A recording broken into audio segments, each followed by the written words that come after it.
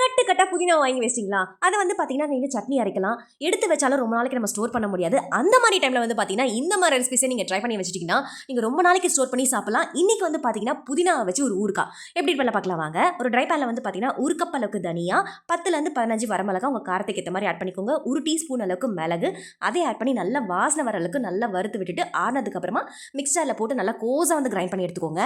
Try பேனில் வந்து பார்த்தீங்கன்னா 2 டீஸ்பூன் அளவுக்கு கடுகு, 1 டீஸ்பூன் அளவுக்கு வெந்தயம் நல்லா வறுத்து எடுத்துக்கோங்க. கடுகு பொரிஞ்ச உடனே எடுத்துருங்க. அப்போ தான் உங்களுக்கு நல்லாயிருக்கும். ரொம்ப கலர் சேஞ்ச் ஆச்சுன்னா உங்களுக்கு நல்லா இருக்காது. வறுத்ததுக்கு அப்புறமா நல்லா பவுடர் பண்ணி எடுத்து வச்சுக்கோங்க. ஒரு கட்டு அளவுக்கு வந்து பார்த்தீங்கன்னா புதினாவை நல்லா வாஷ் பண்ணி க்ளீன் பண்ணிவிட்டு ஒரு 1/4 கப் அளவுக்கு தண்ணி விட்டு நல்லா மைய அரைச்சி எடுத்துக்கோங்க. ஒரு பேனில் வந்து பார்த்தீங்கன்னா 1 கப் அளவுக்கு ஆயில் ஆட் பண்ணியிருக்கேன். அவ்வளோ ஆயில் ஆட் பண்ணும் போது தான் உங்களுக்கு ரொம்ப நாளைக்கு கெடாமல் நல்லாயிருக்கும் உங்களுக்கு. அந்த ஆயிலில் வந்து பார்த்தீங்கன்னா நம்ம அரைச்சி வச்சிருந்த புதினா பேஸ்ட் ஆட் பண்ணி நல்லா மிக்ஸ் பண்ணிக்கோங்க. கொஞ்சமாக வந்து பார்த்தீங்கன்னா புளியை ஒரு 10 நிமிஷம் நல்லா ஊற வச்சு கரைச்சி எடுத்து வச்சுக்கோங்க. நம்ம வதக்கி வச்சிருந்த புதினால வந்து பார்த்தீங்கன்னா நம்ம அரைச்சி வச்சிருந்தோம் இல்லையா மிளகா, தனியா, அந்த பவுடரை ஆட் பண்ணிவிட்டு கரைச்சி வச்சிருந்த புளி, தேவையான அளவுக்கு சால்ட்டு அதை ஆட் பண்ணி ஒரு 20 மினிட்ஸ்க்கு ஸ்லோவில் குக் பண்ணிக்கோங்க.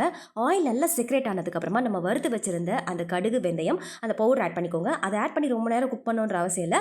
ஜஸ்ட் மிக்ஸ் பண்ணி இறக்கி விட்டால் போதும். இது வந்து பார்த்தீங்கன்னா வெளியே வைக்கும்போது 1 வீக் வரைக்கும் நல்லாயிருக்கும்.